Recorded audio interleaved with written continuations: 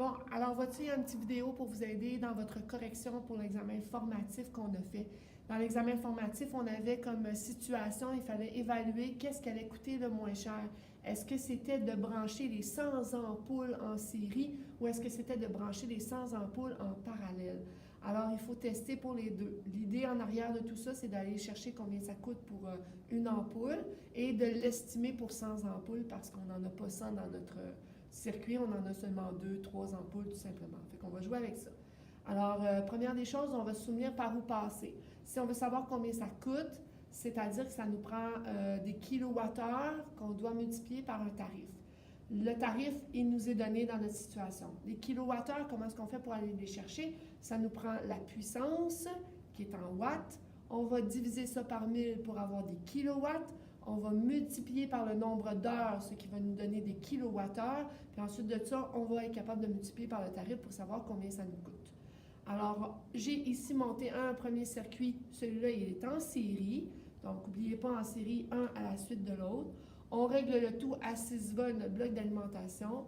On allume pour vérifier si nos lumières s'allument bien, si nos plaques de métal se touchent bien. C'est souvent ça des fois qui arrive comme petit problème. Puis ensuite de ça, bien, on doit prendre des mesures parce que si on veut avoir la puissance, notre petite formule, elle nous dit P qui est égal à U fois I. Donc, la différence de potentiel qui est multipliée par l'intensité du courant. Alors, pour chacune des ampoules, on va venir chercher la différence de potentiel et le courant qui circule dans cette ampoule-là. Même chose pour l'autre, puis on va être capable de faire nos calculs par la suite. Donc, notre différence de potentiel, c'est avec notre voltmètre. Alors, notre voltmètre, on n'oublie pas que lui va se brancher en parallèle, c'est-à-dire qu'il va venir se brancher avant et après notre lumière pour être capable de voir la différence de potentiel entre les deux. Donc, on va le faire. On n'oublie pas, on commence toujours par les grandes échelles. Mais là, ici, on sait qu'on a 6 volts, donc on n'aura pas plus que 6 volts qui va être donné. Donc, sur l'échelle de 15, on devrait être correct. Alors, on n'oublie pas aussi que le positif doit être du côté positif, puis le négatif doit rejoindre le négatif comme ça. Fait que si je le branche ici, je le branche de cette façon-là ici, je devrais avoir une lecture qui devrait apparaître. La lecture, on fait attention, on est sur l'échelle de 15 ampères. Sur l'échelle de 15 ampères, chaque petite ligne vaut 0,5 volts.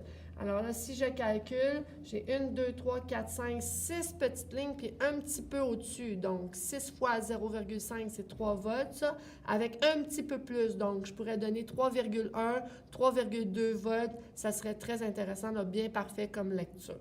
Ça, c'est mon voltmètre pour cette ampoule-là. Je vais aller vérifier pour l'autre ampoule. Donc, je débranche. Je viens faire le même principe. Donc, brancher avant et brancher après l'ampoule. Le côté négatif avec le côté négatif. Et je devrais avoir sensiblement une lecture qui devrait être presque pareille parce que mes ampoules se ressemblent beaucoup. Alors, on voit très bien, même chose sur l'échelle de 15, encore une fois. On était à peu près à la 6e ligne. Puis là, on est pas mal sur la 6e ligne. Donc là, je donnerais 3 volts pour cette ampoule-là, tandis que l'autre, j'aurais donné 3,1 volts pour l'autre ampoule qui est ici. Je débranche maintenant pour aller chercher le courant, pour aller chercher I, avec l'ampèremètre cette fois-ci. L'ampèremètre, il ne se branche pas en parallèle, lui, il se branche en série. Donc, je dois l'insérer dans le circuit partout. Alors, que je le mette ici, que je le mette là, que je le mette là, je vais avoir le même courant électrique qui va circuler parce que le courant, là, il n'y a pas d'embranchement, il ne peut pas s'en aller ailleurs. Alors, je vais l'insérer entre les deux lumières. Ah, là, vous voyez, mes deux lumières n'étaient plus allumées. Alors là, les deux lumières sont allumées. Je vais venir l'insérer, tiens, on va dire qu'on l'insère ici, entre les deux. Côté négatif et côté positif qui suit la pile. Et là, ici, ça s'allume, donc ça devrait être correct. On a toujours la grande échelle en premier, le 5. Là, j'ai lu sur le 500 milliampères. Attention, l'échelle de 500 et l'échelle de 50 sont en milliampères. Donc là, on va lire sur l'échelle de 500. Sur l'échelle de 500, si on regarde comme il faut, chaque petite ligne, c'est 10 milliampères. Alors là, je suis à 150 milliampères. Il ne faudra pas que j'oublie dans mes calculs qu'il ne faut pas que je laisse ça en milliampères, il faut que je divise par 1000 pour obtenir des ampères, parce que I, mes unités de mesure de I, il faut que ce soit en ampères. Donc 150 divisé par 1000, ça va nous donner 0,15. Voilà pour ça, pour notre circuit en série. On va revenir avec le circuit en parallèle, ce ne sera pas long. Parfait. La deuxième partie, le deuxième scénario, c'était d'avoir nos lumières en parallèle. Donc là, nous avons monté les lumières en parallèle. N'oubliez pas, les parallèles, ça veut dire qu'ils sont chacun dans leur branche, chacun dans leur embranchement.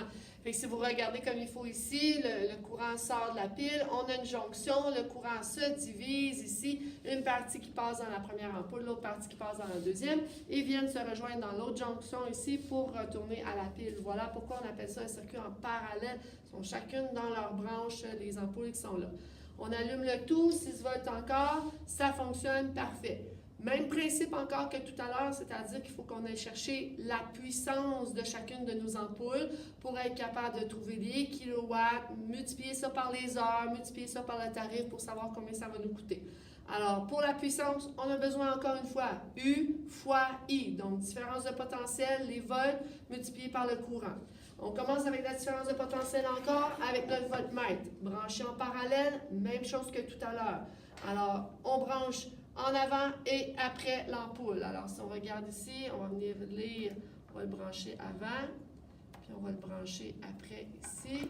On s'assure que ça reste allumé. Et là, on regarde encore, on est encore sur l'échelle de 15. Et là, on a passé le 5, on est 2 petites lignes, passé le 5, donc on est à 6 volts. Alors, voilà pour cette lumière-là ici, une différence de potentiel de 6 volts. On va aller vérifier l'autre lumière de la même façon. On va venir se brancher avant et après, toujours en respectant le positif et le négatif du bon côté. Alors, si on regarde maintenant, on est branché avant, on est branché après. On a encore un 6 volts ici de différence de potentiel. Donc, 2 petites lignes après le 5, hein, 5, 5,5, puis après ça, c'est 6, parce que chaque petite ligne vaut 0,5 sur cette échelle-là. Fait que voilà pour les différences de potentiel. Le courant. Il faut faire attention à l'intensité du courant. Où est-ce qu'on va prendre notre mesure? Parce que là, notre courant, on a vu avec les embranchements qu'il va se diviser. Donc, en se divisant, ça veut dire que si on veut trouver la puissance de cette ampoule-là, il faut mesurer le courant qui circule seulement dans cette ampoule-là. Même chose pour celle-là. Alors, vous avez 2 endroits où est-ce que vous pouvez venir prendre le courant. Vous pouvez venir prendre le courant avant l'ampoule qui est ici, après l'embranchement, ou après l'ampoule ici, avant l'autre embranchement. Alors, si je viens l'insérer, mon ampèremètre ici, ça veut dire que je vais débrancher ce fil-là ici, débrancher lui, et là, je vais venir mettre mon ampèremètre branché ici, juste avant l'ampoule. Ça rallume le tout. Voilà. Alors là, ça mesure le courant qui circule dans cette ampoule-là. Si je suis sur l'échelle de 500, c'est des 500, c'est milliampères encore une fois. Et là, cette fois-ci, quand je lis, je suis à 220 milliampères pour cette première ampoule-là. On va aller vérifier pour l'autre ampoule, puis on va aller le prendre, tiens, après l'ampoule pour faire changement, pour vous montrer.